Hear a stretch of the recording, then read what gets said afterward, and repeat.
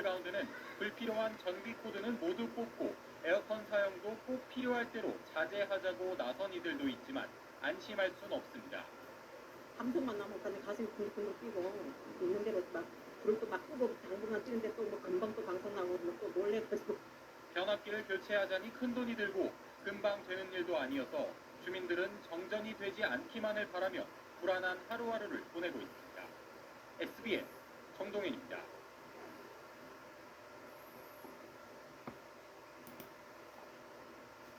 폭염과 열대야로 전기 사용이 늘면서 정전도 잇따르고 있습니다. 경기 고양시에서는 전날 정전된 아파트에 또 전기가 나갔고 부산에서는 3,000세대 전력 공급이 끊겨 주민들이 불편을 겪었습니다. 지윤수 기자입니다. 경기 고양시의 한 아파트. 자정이 지난 시간이지만 불 켜진 집이 한 군데도 없습니다. 단지 한 곳곳엔 더위에 지쳐 잠을 이루지 못하고 나온 주민들이 눈에 띕니다. 주차된 차량 안에선 가족들이 모여 앉아 에어컨 바람을 쐬고 있습니다. 짜증 내다가 지금 들었습니다. 좀 안쓰럽습니다. 어제 저녁 8시 반쯤 경기 고양시 일산동의 한 아파트 670여 세대에 정전이 발생했습니다. 이 단지엔 전날에도 380여 세대에 6시간 넘게 전기가 끊겼습니다. 어제도 정전이 됐다가 오늘 또 정전이 돼가지고 부득이하게 차에 나갔고. 단지엔 변압기 3개가 있는데 전날 정전으로 교체한 변압기를 포함해 2개가 또 고장난 겁니다. 지금 같은 경우는 이제 한꺼번에 많은 정도를 땡겨버리니까 변압도 감당을 못하는 거예요. 주말 심야인 탓에 교체할 변압기를 구하기도 어려워 주민들은 8시간 넘게 더위와 싸워야 했습니다. 부산 수영구 남천동에서도 아파트 단지 전체가 암흑으로 변했습니다. 아파트 내 차단기가 고장나 3,000여 세대에 4시간 동안 전기 공급이 끊긴 겁니다. 계속 차가 올랐고요. 물은 나오니까 차가 안 불러. 열대야로 전력 사용량이 늘어나면서 밤사이 인천 부평구와 서울 용산구 등 전국 곳곳에서 정전이 잇따랐습니다. MBC 뉴스 지윤수입니다.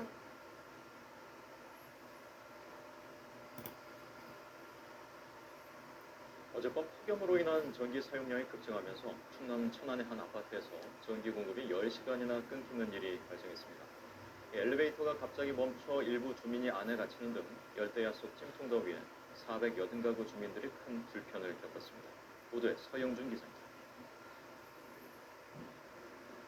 480가구가 사는 천안의 한 아파트 단지.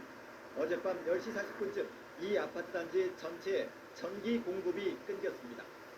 갑작스런 정전에 냉방기기를 사용하지 못하면서 많은 주민들은 열대야 속에 뜬 눈으로 더위와 싸워야 했습니다. 덥지. 얼마나 더워. 바람도 안 불고 죽을 뻔했어. 그래서 밤새 잠못 잤지. 매직거든. 정전으로 엘리베이터도 갑자기 멈추면서 주민 7명이 30분이나 안에 갇혔다 2일 후에 구조됐습니다. 운행을 하던 중에 갑자기 정전이 되어버렸으니까 그 사이에 이제 엘리베이터에 갇히신 분들이 있었나 봐요. 이번 정전은 한전 측의 임시 조치로 사고 10시간 만인 오늘 아침에서야 겨우 풀렸습니다. 때이른 폭염으로 전기 사용량이 급증하면서 낡은 변압기에 과부하가 걸려 일어난 것으로 추정됩니다. 그건 확인하신 거예요? 과부하가 걸려서? 이런 정전 사고는 이 아파트만의 문제는 아닙니다. 에어컨과 인덕션 등의 가전제품이 늘면서 오래된 아파트에서는 폭염으로 전기 사용이 급증하면 낡은 변압기가 용량을 감당하지 못해 정전 사고 발생 가능성이 높습니다. 20년 전에 설계한 전기 용량하고 지금 사용하고 있는 전기 용량하고 틀리기 때문에 따라서 오래전에 변압기를 설치한 곳은 지금이라도 설계 용량을 늘리는 등의 대책 마련이 필요하다는 지적입니다. KBS 뉴스 배우입니다.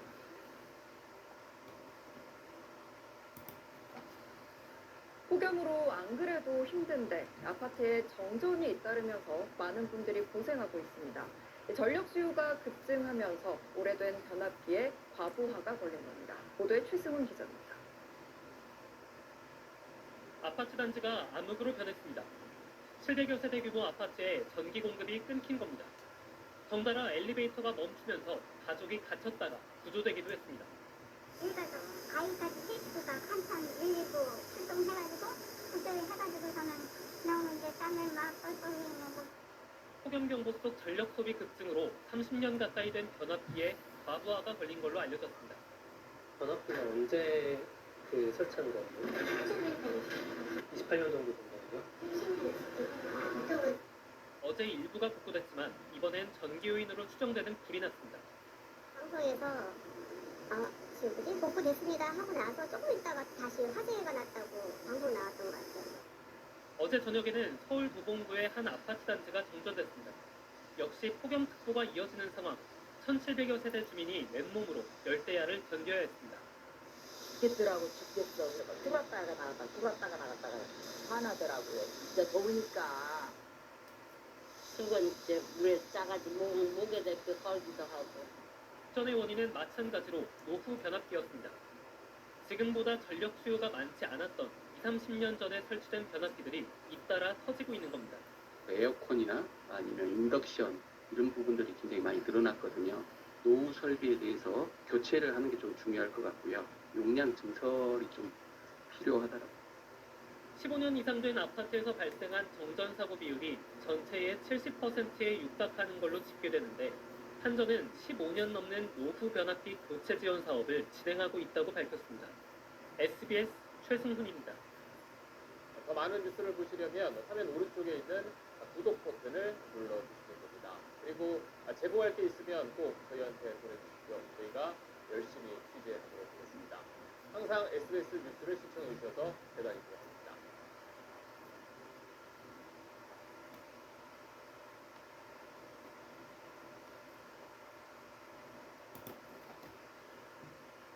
이 년 전 갑자기 전력 공급이 끊기면서 미국 핀란드에 빠뜨린 위로 대전정 사태 기억하시는 분들 많으실 텐데요.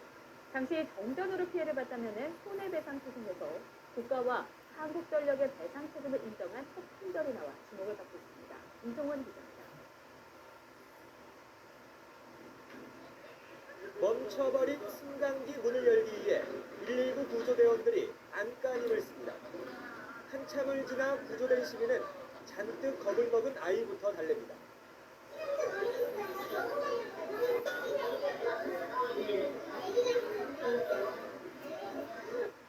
신호등이 별안간 꺼지면서 도심 한복판은 아비규환이 되어버렸고 식당과 상점들은 하루 영업을 포기했습니다. 저 안에 쏘로서 살아야 남아난 건 한 88살인데 또 조금만 더 힘 잠으시게 된다.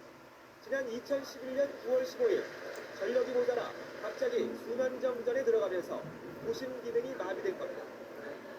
양계장을 운영하던 57살 임모 씨도 예고 없는 정전 탓에 사육하던 닭들이 폐사했습니다.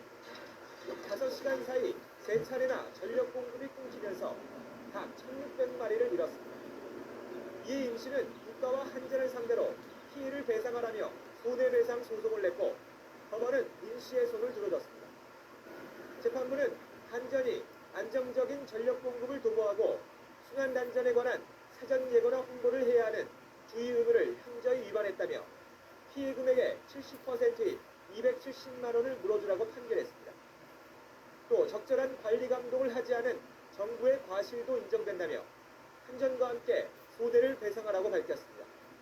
면책 약관에 따라서 책임 인정하지 않았던 부분을 처음으로 이제 한전의 증과실 이유로 한전의 책임을 전면으로 인정했던 판결이고 관리 감독 책임 때문에 대한민국도 역시 국민들에게 불법적인 책임을 인정한 최초의 판결입니다. 법원은 임 씨와 함께 소송을 낸 나머지 5명의 손해배상 청구도 받아들이고 특히 엘리베이터에 갇혔던 10살과 8살짜리 자매에게는 위자료 100만 원씩을 지급하라고 판결했습니다. YTN 이종원입니다.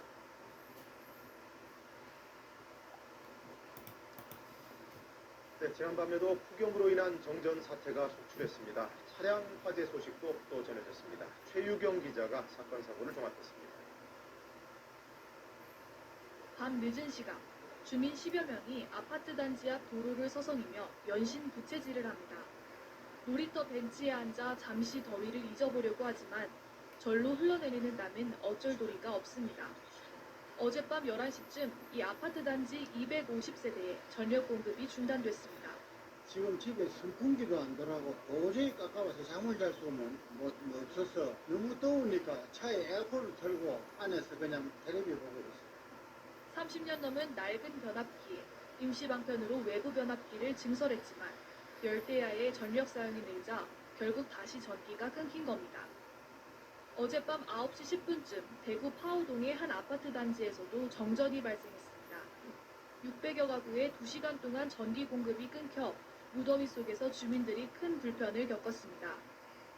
어제 오후 6시 10분쯤엔 대전 중리동 한밭대로에서 61살 이모 씨가 몰던 승용차에 엔진 과열로 추정되는 불이 났습니다. 이 사고로 차가 완전히 불탔지만 이 씨는 무사히 대피했습니다. KBS 뉴스 최유경입니다.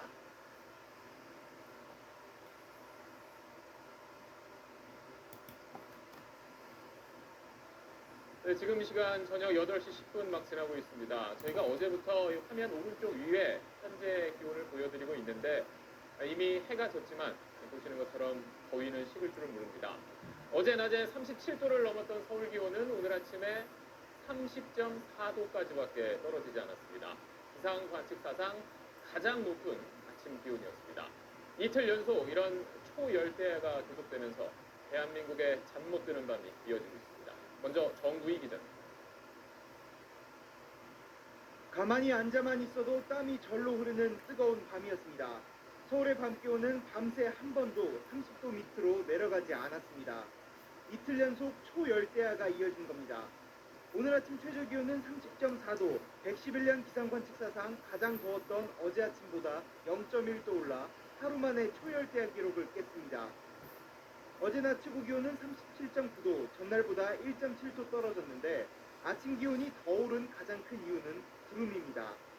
어제 전국에 구름이 많았는데 구름은 한낮에는 태양을 막아주지만 밤에는 열이 빠져나가는 걸 막는 이불 역할을 하기 때문입니다. 기록적인 폭염으로 달궈진 뜨거운 공기를 계속 잡아준 겁니다. 전국 95개 관측소 가운데 초열대야 현상은 오늘 서울에만 나타났습니다. 한 번 달궈지면 식는 데 오래 걸리는 건물이나 도로 같은 구조물들이 낮에 흡수한 열기를 밤에 서서히 내뿜어 도시의 열기가 식지 않는 겁니다. 물리적인 열, 자동차 열, 에어컨의 시외기 등등에서 열이 계속 나오기 때문에 도시의 기온은 시골보다 더 높을 수밖에 없다. 오늘 낮 최고 기온은 서울 37.9도, 경북 영천이 40도로 어제와 비슷했습니다. 주말인 내일은 남서풍이 불면서 서쪽 지방은 기온이 조금 내려가겠지만 동해안과 영남 지방은 기온이 올라 폭염이 기승을 부릴 것으로 보입니다. SBS 정부입니다.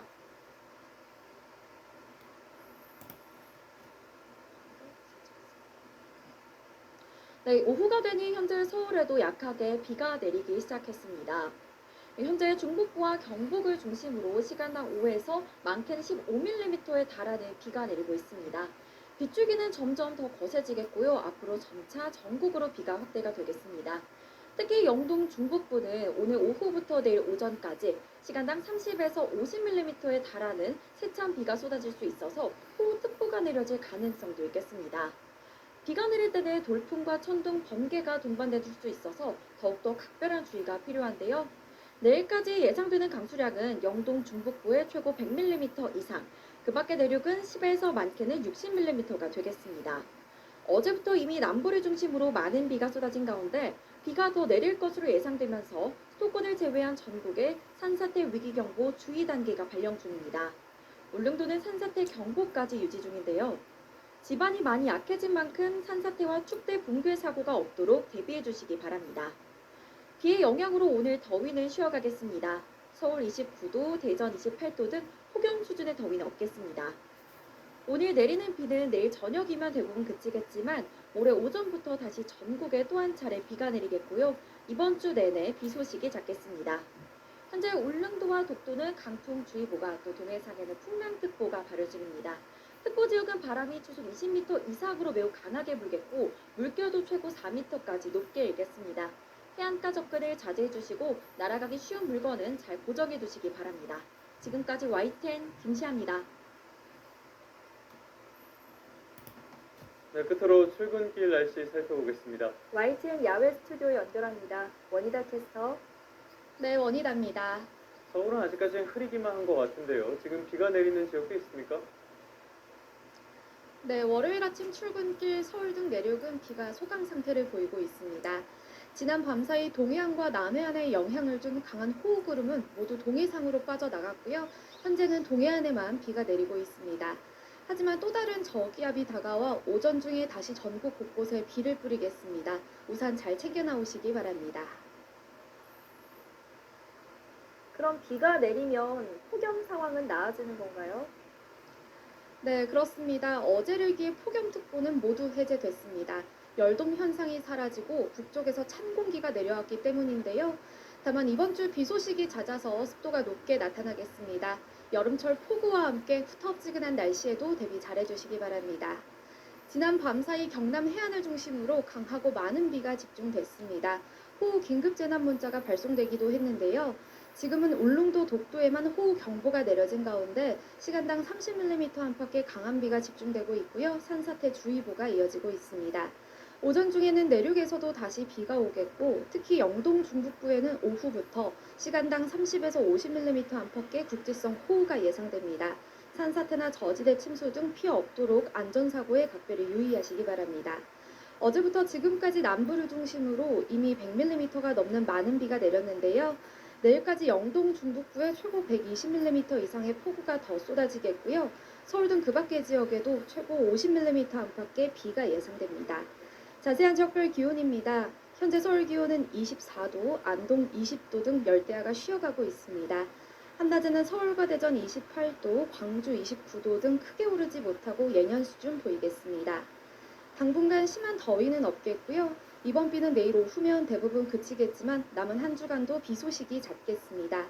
특히 중반에는 중부지방을 중심으로 호우 가능성이 있어 예의주시가 필요하겠습니다. 오늘 전국적으로 바람이 강하게 부는 가운데 특히 동해안을 중심으로는 초속 20m 안팎의 돌풍이 몰아치면서 강풍특보가 내려지겠습니다. 썰물 피해 없도록 조심하시기 바랍니다. 지금까지 YTN 원희다입니다.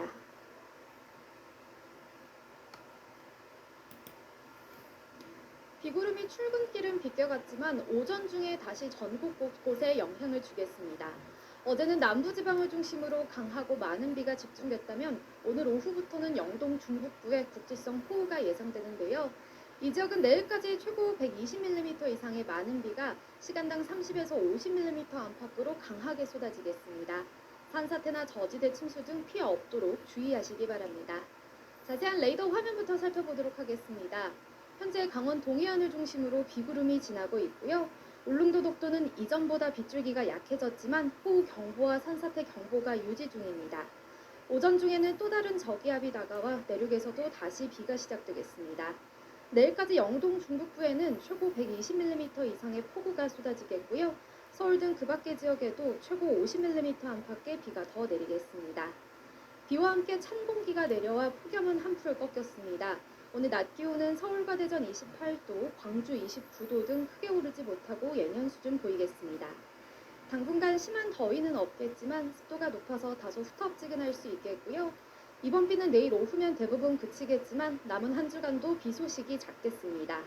특히 주 중반에는 중부지방을 중심으로 호우 가능성이 있어 예의주시가 필요하겠습니다. 오늘 비와 함께 전국적으로 바람이 강하게 불겠습니다. 특히 동해안을 중심으로는 초속 20m 안팎의 돌풍이 몰아치겠고 너울성 파도도 높게 일겠습니다. 썰물 관리와 안전사고에 각별히 유의하시기 바랍니다. 지금까지 YTN 원희다입니다.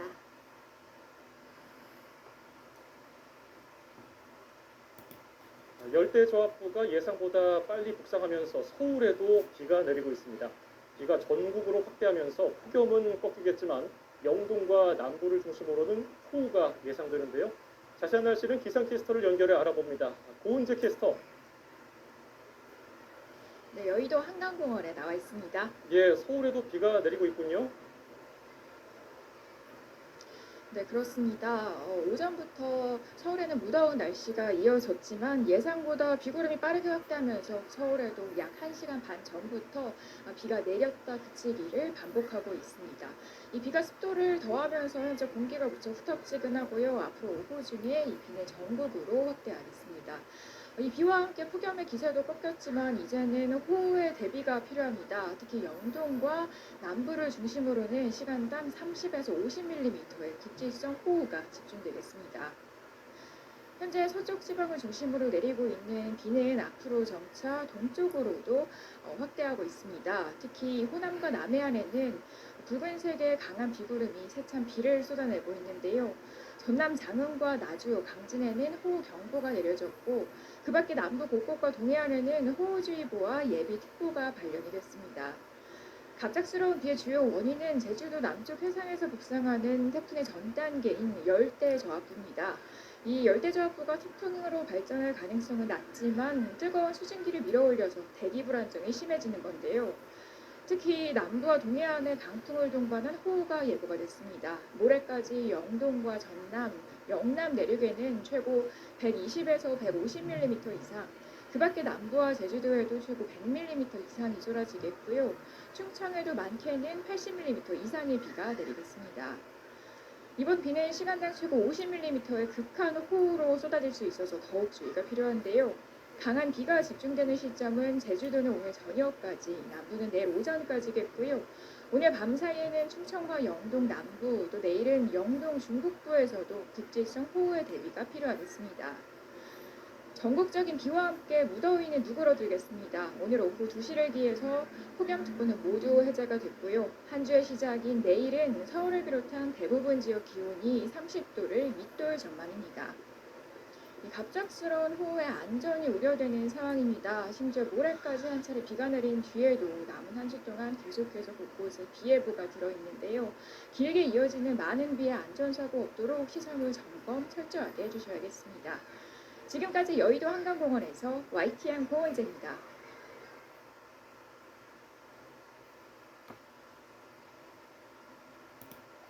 폭염이 주춤하는 틈을 타 폭우가 말썽을 부리고 있습니다. 지난 밤사이 동해안과 남해안을 중심으로 매우 강한 비가 집중됐는데요. 특히 경남 해안 일부 지역에서는 호우긴급 재난문자가 발송되기도 했습니다. 이곳 서울은 현재 구름만 많이 지나고 있지만 오전 중에 다시 비가 시작될 것으로 보입니다. 나오실 때 우산을 챙기시는 게 좋겠습니다. 자세한 레이더 화면부터 살펴보겠습니다. 온대 저기압이 동해상에 머무르면서 동해안을 중심으로 비가 내리고 있는데요. 강원도 홍천에는 시간당 20mm 안팎의 제법 강한 비가 내리고 있고 호우경보가 발령 중인 울릉도에는 시간당 50mm의 폭우가 쏟아지며 산사태주의보도 내려졌습니다.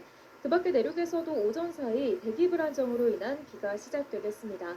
어제부터 지금까지 남부를 중심으로 이미 100mm가 넘는 많은 비가 내렸는데요. 내일까지 영동 중북부에 많게는 120mm 이상의 비가 시간당 30에서 50mm 안팎으로 매우 강하게 쏟아질 수 있겠고요. 서울 등 그 밖의 지역에서도 최고 50에서 60mm의 비가 예상됩니다. 현재 기온 살펴보겠습니다. 서울 23.6도, 창원은 20.7도 등 전국에서 열대야가 쉬어가고 있고요. 한낮 기온은 서울이 28도, 광주 29도, 부산은 30도까지 오르겠습니다. 이번 비는 내일 오후면 대부분 그치겠지만 남은 한 주간도 기압골의 영향으로 곳곳에 비가 자주 내릴 전망입니다. 내일까지 동해안 지역에 강하고 많은 비가 초속 20m 이상의 돌풍을 동반하며 쏟아지겠고요. 너울성 파도도 높게 일겠습니다. 이 지역에 계신 분들은 해안가 접근을 자제하는 등 안전사고에 유의해 주시기 바랍니다. 지금까지 YTN 윤수빈입니다.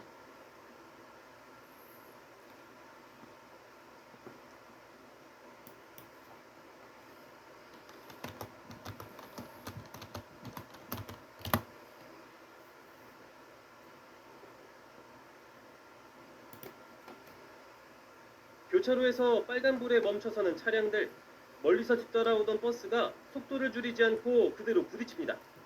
뒷유리는 산산조각나고 블랙박스 카메라가 떨어질 정도로 강력한 충격입니다. 그런데 멈추지 않는 버스, 부딪힌 SUV를 교차로 안으로 계속 밀고 나갑니다. 유리 파편이 날라왔었고, 그리고 제가 얼굴을 핸들에 굉장히 세게 부딪혀가지고 입술이 피가 나고 있는 상황이었습니다.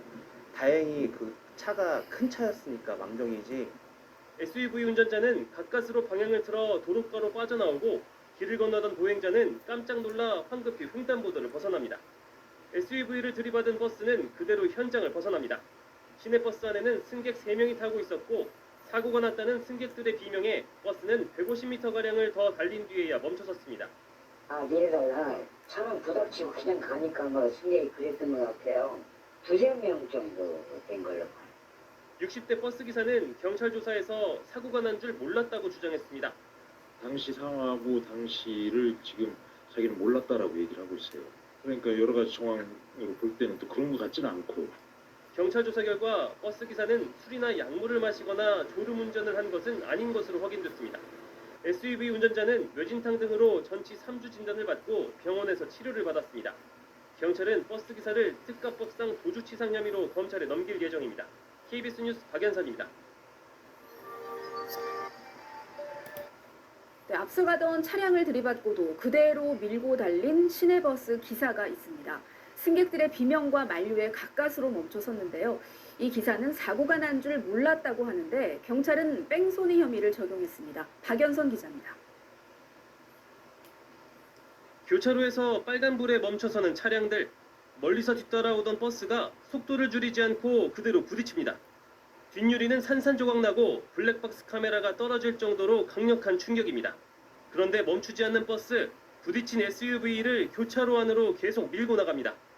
유리 파편이 날라왔었고, 그리고 제가 얼굴을 핸들에 굉장히 세게 부딪혀가지고 입술이 피가 나고 있는 상황이었습니다. 다행히 그 차가 큰 차였으니까 망정이지.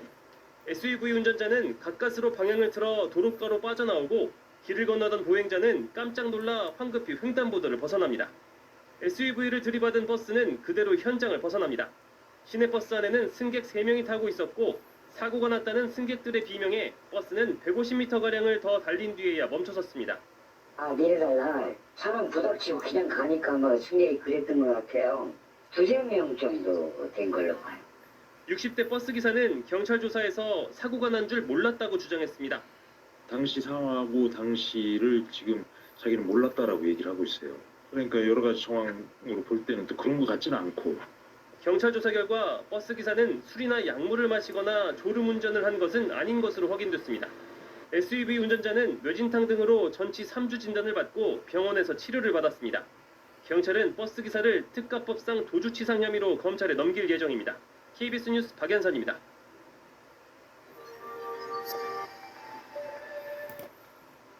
네, 황당한 사고가 있었습니다. 승객을 태운 시내버스가 SUV를 들이받았습니다. 그런데 버스는 사고가 난 뒤에도 멈추지 않고 그대로 SUV를 밀고 달렸습니다. 버스 기사는 사고가 난 줄 몰랐다고 주장하고 있습니다. 당시 상황을 보겠습니다. 박연선 기자입니다. 교차로에서 빨간불에 멈춰서는 차량들, 멀리서 뒤따라오던 버스가 속도를 줄이지 않고 그대로 부딪힙니다. 뒷유리는 산산조각 나고 블랙박스 카메라가 떨어질 정도로 강력한 충격입니다. 그런데 멈추지 않는 버스, 부딪힌 SUV를 교차로 안으로 계속 밀고 나갑니다. 유리 파편이 날라왔었고, 그리고 제가 얼굴을 핸들에 굉장히 세게 부딪혀가지고 입술이 피가 나고 있는 상황이었습니다. 다행히 그 차가 큰 차였으니까 망정이지. SUV 운전자는 가까스로 방향을 틀어 도로가로 빠져나오고 길을 건너던 보행자는 깜짝 놀라 황급히 횡단보도를 벗어납니다. SUV를 들이받은 버스는 그대로 현장을 벗어납니다. 시내버스 안에는 승객 3명이 타고 있었고 사고가 났다는 승객들의 비명에 버스는 150m가량을 더 달린 뒤에야 멈춰섰습니다. 내려달라. 차는 부닥치고 그냥 가니까 뭐 승객이 그랬던 것 같아요. 2~3명 정도 된 걸로 봐요. 60대 버스 기사는 경찰 조사에서 사고가 난 줄 몰랐다고 주장했습니다. 당시 상황하고 당시를 지금 자기는 몰랐다라고 얘기를 하고 있어요.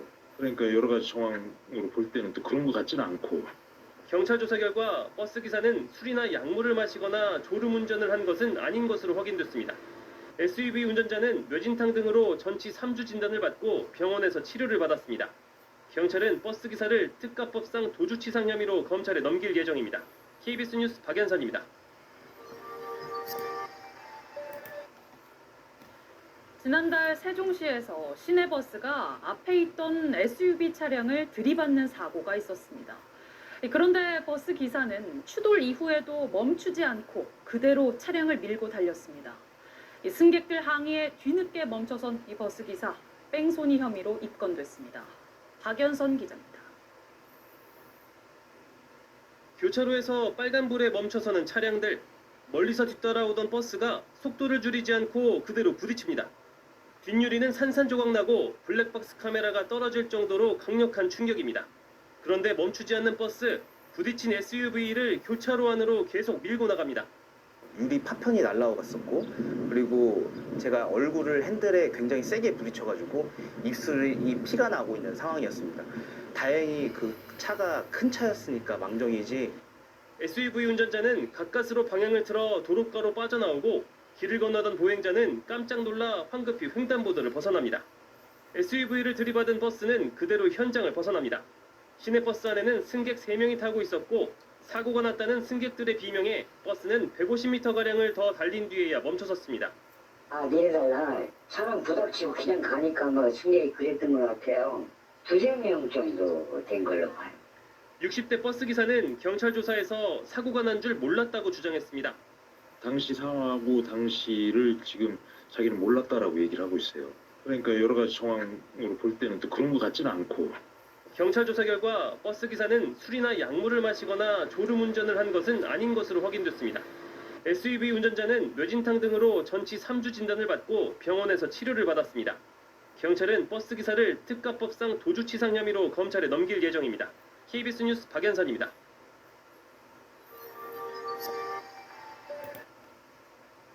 교차로에서 빨간불에 멈춰서는 차량들, 멀리서 뒤따라오던 버스가 속도를 줄이지 않고 그대로 부딪힙니다. 뒷유리는 산산조각 나고 블랙박스 카메라가 떨어질 정도로 강력한 충격입니다. 그런데 멈추지 않는 버스, 부딪힌 SUV를 교차로 안으로 계속 밀고 나갑니다. 유리 파편이 날라왔었고, 그리고 제가 얼굴을 핸들에 굉장히 세게 부딪혀가지고 입술이 피가 나고 있는 상황이었습니다. 다행히 그 차가 큰 차였으니까 망정이지. SUV 운전자는 가까스로 방향을 틀어 도로가로 빠져나오고 길을 건너던 보행자는 깜짝 놀라 황급히 횡단보도를 벗어납니다. SUV를 들이받은 버스는 그대로 현장을 벗어납니다. 시내버스 안에는 승객 3명이 타고 있었고 사고가 났다는 승객들의 비명에 버스는 150m가량을 더 달린 뒤에야 멈춰섰습니다. 내려달라. 사람 부닥치고 그냥 가니까 뭐 승객이 그랬던 것 같아요. 2~3명 정도 된 걸로 봐요. 60대 버스 기사는 경찰 조사에서 사고가 난 줄 몰랐다고 주장했습니다. 당시 상황하고 당시를 지금 자기는 몰랐다라고 얘기를 하고 있어요.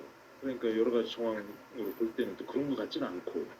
경찰 조사 결과 버스 기사는 술이나 약물을 마시거나 졸음운전을 한 것은 아닌 것으로 확인됐습니다. SUV 운전자는 뇌진탕 등으로 전치 3주 진단을 받고 병원에서 치료를 받았습니다. 경찰은 버스 기사를 특가법상 도주치상 혐의로 검찰에 넘길 예정입니다.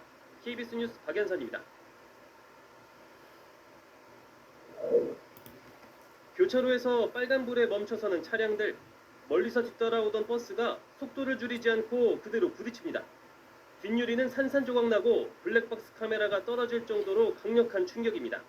그런데 멈추지 않는 버스, 부딪힌 SUV를 교차로 안으로 계속 밀고 나갑니다.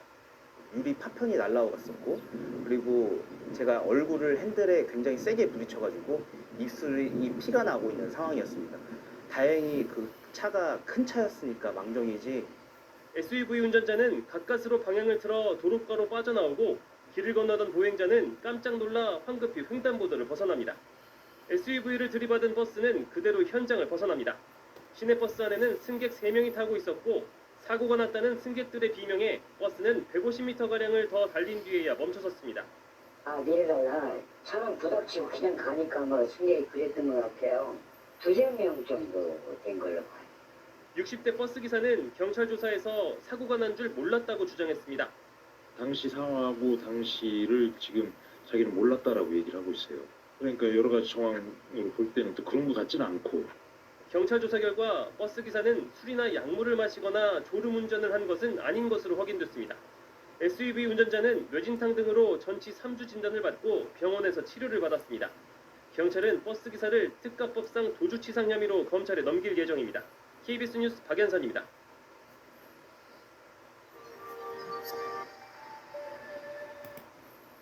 시내버스가 신호 대기 중이던 SUV를 들이받고도 멈추지 않고 차량을 매단 채 그대로 주행했습니다. 버스 운전자는 당시 기억이 없다고 주장하고 있는데요. 김대욱 기자입니다. 시내버스 한 대가 신호 대기 중이던 SUV를 그대로 들이받습니다. 그런데 사고를 낸 버스, SUV를 매단 채 사거리를 그대로 넘어갑니다. SUV는 떠밀린 채 도로에 끌려갑니다. 사고가 난 건 지난달 16일 오후. 버스는 추돌 직후 150m를 더 달렸고 타고 있던 승객들의 항의를 받고서야 멈췄습니다. 이 사고로 SUV 운전자가 다쳐 병원에 옮겨졌습니다. 다행히 버스에 타고 있던 승객들은 다치지 않았습니다. 현장에서 붙잡힌 버스 운전자는 음주나 약물 복용 상태는 아니었습니다. 경찰 조사에서 사고 당시 기억이 없다고 진술한 것으로 파악됐습니다.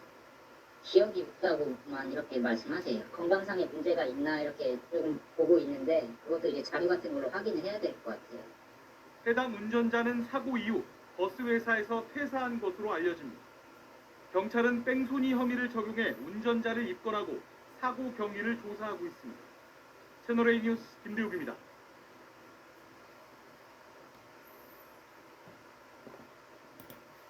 다음 사고는요, 세종시에서요, 시내버스가 사고를 낸 후에요, 좀 이상 행동을 보였다고 하는데 실제 영상을 보면 그렇게 있습니다.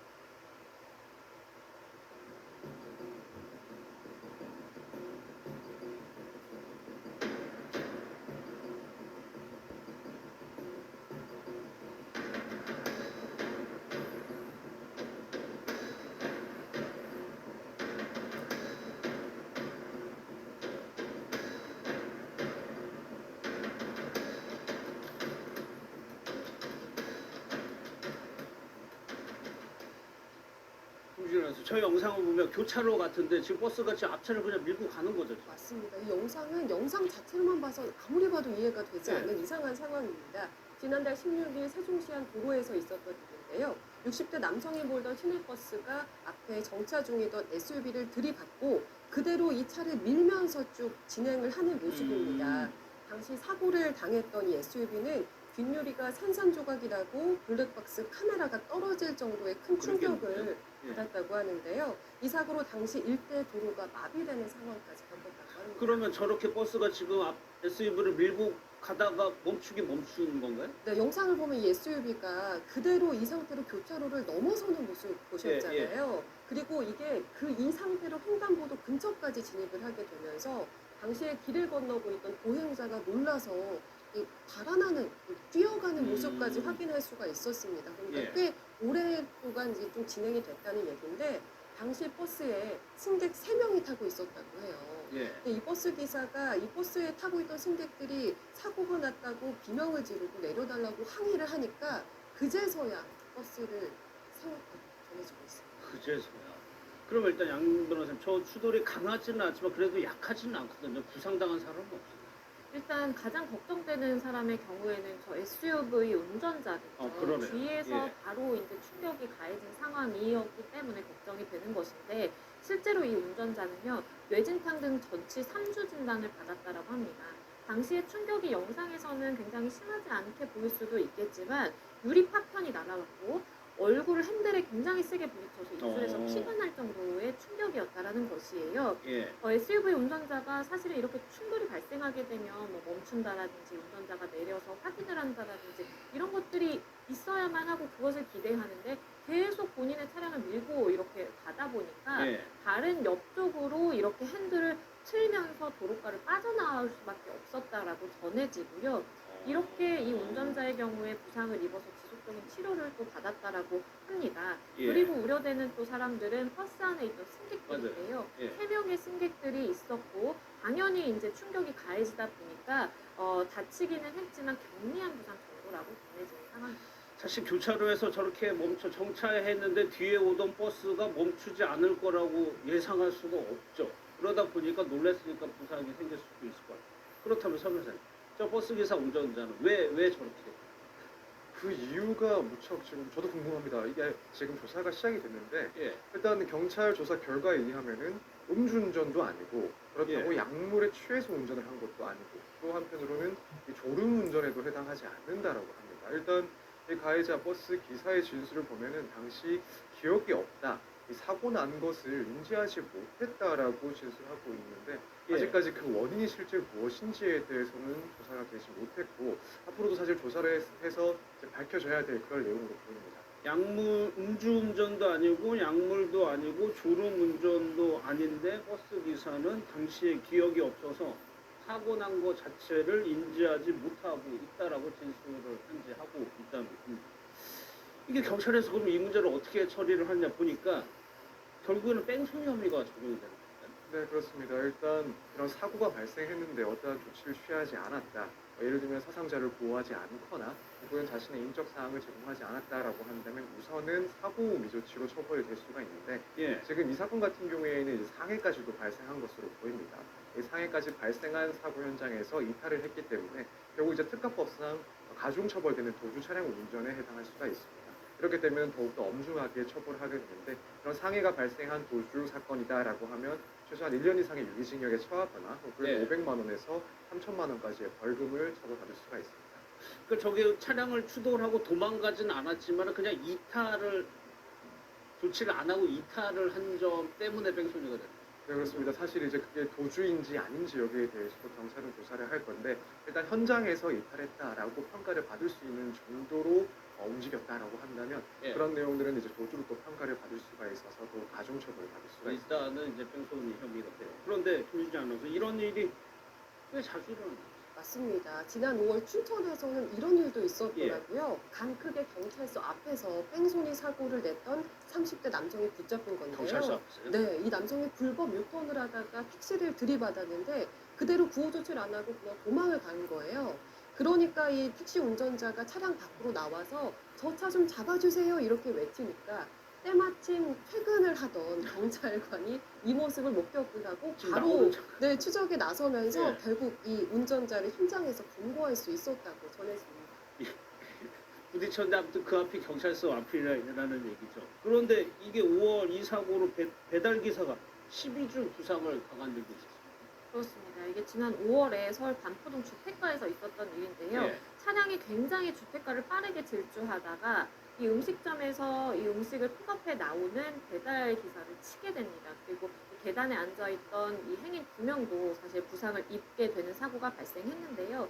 이 직후에 운전자가 차량을 버리고 도망쳤다가 20분 만에 검거가 되는 일도 있었습니다. 예. 당연히 음주 측정을 해봤겠죠. 도주를 하는 상황이다 보니까 알고 보니까 면허 취소 수준의 만취 상태였다라고 지금 전해지고요. 예. 배달 기사는 급하게 병원으로 이송이 됐는데 언급해주신 것처럼 점수 12주가 나왔어요. 아무런 정말 기대라든지 예측이 불가능한 그런 상황에서 급격하게 빠른 속도로 달리는 차량에 치이다 보니까 굉장히 부상이 골절상이 심각했습니다. 사실 뺑소니라는 게 부상자를 놔두고 그냥 간 거일 수도 있기 때문에 좀 처벌이 강할 것 같은데 의외로 솜방망이 처벌이라는 지적도 있더라고요. 네, 그러다 보니까 이제 최근에는 또 법원에서는 양형 기준을 조금 더 높게 설정하는 그런 일도 있었습니다. 그래서 2023년에 이런 양형 기준이 상당히 좀 강화가 되긴 했습니다. 예를 들면은 피해자가 사망하는 사고가 발생을 했는데 이 피해자를 다른 곳에 유기를 하고 도주를 했다. 그러면은 원래는 이제 10년 정도의 처벌을 가했지만 12년으로 이렇게 상향을 하는 등 이렇게 구체적인 사안에 따라서 과거에 비해서는 보다 엄중하게 처벌하는 기준을 또 제시를 하고 있습니다. 알겠습니다.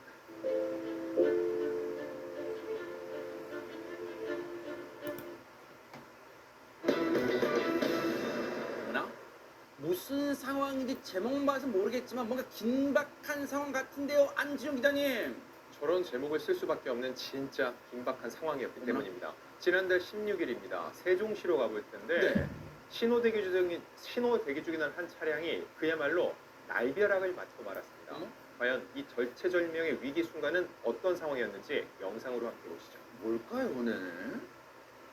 신호 대기 중인 차들, 그런데 그때 갑자기 한 시내 버스가 저렇게 흰색 차량을 뒤에서 들이받습니다. 근데 여기서 멈추지 않아요. 이 차량을 들이받은 버스는 주행을 계속하면서 그대로 밀고 나가는데요. 그렇게 버스는 횡단보도를 넘어서도 위험한 주행을 멈추지 않았습니다. 어머머머 세상에.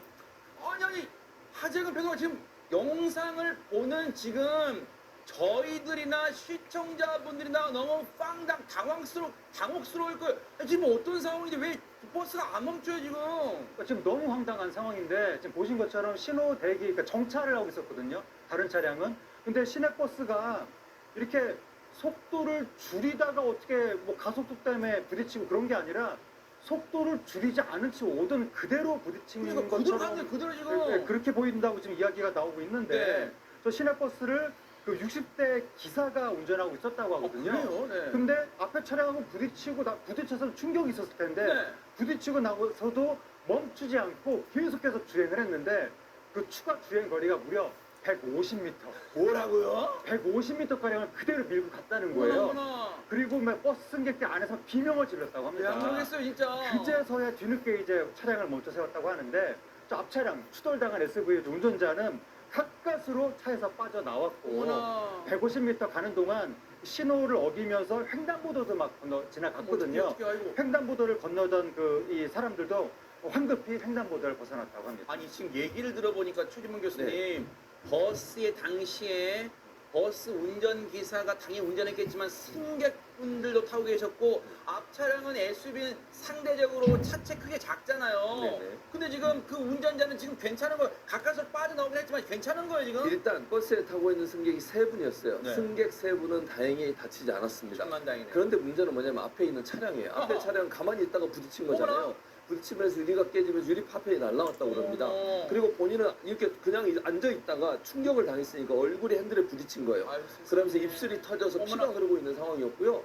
병원에서 진단을 받는데 뇌진탕 진단이 나왔다고 그래요. 세상에. 뇌진탕 진단으로 3주의 치료가 필요하다는 진단을 받아서 병원에 치료를 받았다고 하고요.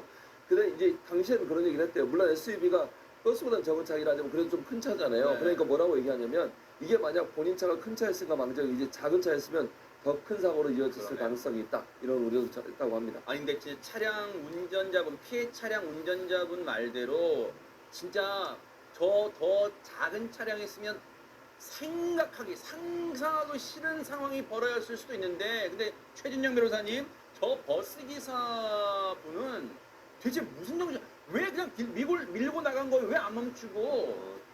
사실 저런 사건이 있고 나서 안에 있던 승객들이 항의조로 아니 기사님 좀 내리세요라고 좀 요청을 했나 봅니다. 그랬더니만 진짜 내렸네. 단순히 내린 것이 아니고 도망가 버렸다고 합니다. 현장을 이탈했다라고 해서 실제로 경찰 같은 경우에는 뺑소니로 지금 그 입건을 했다라는 그런 후문인 것 같습니다. 그런데 문제는 조사를 하면서 아니 기사님 왜 그랬어요? 라고 했더니만 하는 소리가 더 황당합니다. 뭔데요? 기억이 안 나요. 어떻게 저기 150m 가면서 기억이 안 나냐라고 하는데 사고 난 줄도 몰랐다라고 지금 변명을 한다고 있다는데요. 그러면 기억이 안 나면 대부분 우리가 생각할 수 있는 것이 술 마셨냐? 음주운전이냐? 아니면은 약물을 복용했냐? 혹시 졸음했냐? 이런 것들을 하나하나 했는데 음주나 약물에는 음성 반응이 나왔다고 합니다. 아마 그리고 또 이렇게 그 CCTV를 받은 것 같은데 졸음 운전도 했다고 하지 않다고 하니까 아직까지는 원인이 불상입니다. 그렇기 때문에 경찰 좀 확실한 원인 조사 필요한 것 같습니다. 아니 기억이 안 난다고 물론 100번 양보해서 저게 발뺌하는 게 아니라 기억이 안 나는 어떤 그동안의 무슨 신체적인 상황 뭐 알아오던 병 있는지 더 꼼꼼히 경찰이 조사하겠지만 그렇다 하더라도 100번 양보해서 그렇다 하더라도 손정임 회사님 이에 대한 어떤 법적 체벌이 면하게 되는 건 아닐 거 아니에요. 그렇습니다. 일단 이 버스 기사 회사로부터 권고 사직을 이제 권고받아서 지금은 퇴사된 상태라고 하고요. 경찰 조사 과정에서 사고 난 줄 몰랐다라고 이야기하지만 관련 정황이라든가 앞뒤 상황을 살펴봤을 때는 그런 것 같지 않다라는 게 경찰의 의견입니다. 일단 현장에서 사고 조치, 그러니까 사고 관련한 조치를 하지 않아서 이제 뺑소니 혐의로 입건해서 조사를 하고 있다라는 것이고요. 현재까지는 경찰에게 이 버스 기사가 내가 무슨 건강상의 문제가 있다던가 이와 관련한 자료를 적극적으로 제출하고 있지는 않다고 합니다. 차제에 최진문 교수님 그런 생각이 들어요. 물론 전국에 운전하시는 분 개인 운전자한테 일일이 다 하기에는 버거울 수 있고 그거는 사실 무리일 수 있고 불가능에 가까우니까 대중교통을 운행하시는 기사님들은 정기적으로 이 정부가 좀 주관해서 그 해당 운수업체들이 정기적으로 주기적으로 대중교통을 운행하시는 기사님들은 건강 검진 이게 철저하게 받게 주기적으로, 왜냐하면 이분이 신체적으로 어떤 앓던 병이 있을 수도 있으니까, 왜냐면 그걸 전혀 뭐 사실 무근할 수는 없으니까 그런 거 좀 법제화하는 것도 제도화하는 것도 중요할 것 같아요. 중요할 것 같습니다. 왜냐하면 지금 말씀하신 것처럼 이 운전자분이 본인도 인지를 못하고 있었다잖아요. 그런데 150m를 끌고 갔어요. 이건 말이 안 되는 상황이에요. 그렇죠. 누가 봐도 이건 이상하고 설명이 안 되는 상황이에요. 약물을 한 것도 아니고 음주를 한 것도 아니고 졸음운전도 아니에요. 그럼 분명히 우리가 상상해 볼 수 있는 마지막 생각은 결국 질병이나 지병이 있었을 가능성을 상상해 볼 수밖에 없는 거거든요. 본인이 저 기억이 안 날 정도로 이게 거짓말을 하지 않는 이상, 그렇죠, 네. 사고를 회피하기 위해서 거짓말한다면 모르겠지만 그렇지 않는 이상은 건강에 이상이 있었을 가능성을 볼 수 있는데 이게 건강검진 안 하면 잘 몰라요. 본인도 인지하지 못하는 가운데 건강상 안 좋은 상황이 될 수도 있는 그러네요. 거거든요. 네. 물론 뭐 버스 기사분들은 정기적으로 건강검진 받겠지만 네. 그거와 플러스해서 운전에 지장을 줄 수 있는 여러 가지 형태의 건강 그렇죠. 상태를 체크할 수 있는 시스템을 만들고 맞아요. 말씀하신 건 법제화해서 국민 모두의 안전을 그렇죠. 책임지는 분들이잖아요, 맞아요. 저분들이. 네. 그래서 그런 정기적인 건강 검진뿐만 아니라 운전에 필요한 것들 인지상과 관련된 검진을 좀 더 정확하게 세밀하게 할 필요가 있지 않을까 생각이 듭니다. 왜냐면 제가 엉뚱한 상상하는 게 아니라요. 버스가 앞에는 SUV 차량을 밀고 갔는데 앞이, 그 다음 말씀 안 드릴게요. 만약에 고가도로여서 뭔가 낙하는 사고가 벌어졌다고 생각해 보세요. 끔찍하잖아요, 정말. 그러니까 이번 사건은 반드시 경찰이 그 원인을 밝혀내 주시기를 좀 기대를 해보도록 하겠습니다.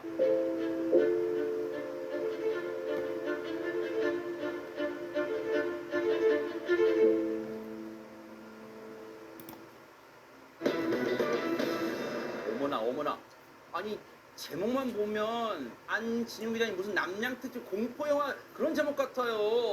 근데 실제로 이 제목처럼 그 남자를 조심해야 됩니다. 어머나? 근데 그 남자는 그냥 오지 않습니다. 올 때 꼭 얼굴을 꽁꽁 싸매 보는데 그럼 그 남자는 어디로 오냐고요? 충남 당진의 한 아파트로 온다고 합니다. 근데 또 하나 중요한 거, 이 남성이 오면은 무언가는 사라집니다. 어머나? 도대체 이게 무슨 얘기냐고요? 영상으로 바꿔보시죠. 오싹한데요, 얘기만 들어도. 우산을 든 한 남성이 아파트 안으로 저벅 들어옵니다. 자, 비상계단 쪽으로 가는가 싶더니 저렇게 머리에 수건을 뒤집어 쓰고 나와 이번엔 승강기에 탑승하는데 자, 몇 분 뒤입니다. 자전거를 끌고 나오더니 지하로 내려가 이 남성 어디론가 향하는 모습입니다. 자, 이번에는 또 다른 날입니다. 아까랑 다른 날짜예요. 이날도 역시 얼굴을 꽁꽁 가리고 나타난 그 남자. 이 남성 뭐랄까요? 이번에도 자전거를 끌고 나와 유유히 사라지는 모습입니다. 아니 근데 최진봉 교수님, 안진용 기자님이 처음에 잔뜩 겁을 줘서 아우 뭐 이렇게 봤는데, 아니 그 아파트 주민이 요즘 어떻게 운동하시는 분 중에면 땀 흘리니까 이렇게 수건 이렇게 가리고 하시면 말은 뭐 어쨌다는 거지, 자전거 타러 운동하러 나가는 게. 실제로 저 주민이 자기 자전거를 타고 나간 게 아니었어요. 왜냐면 실내에서 저렇게 나가면서 저렇게 꽁꽁 싸매고 오는 것도 이상하잖아요.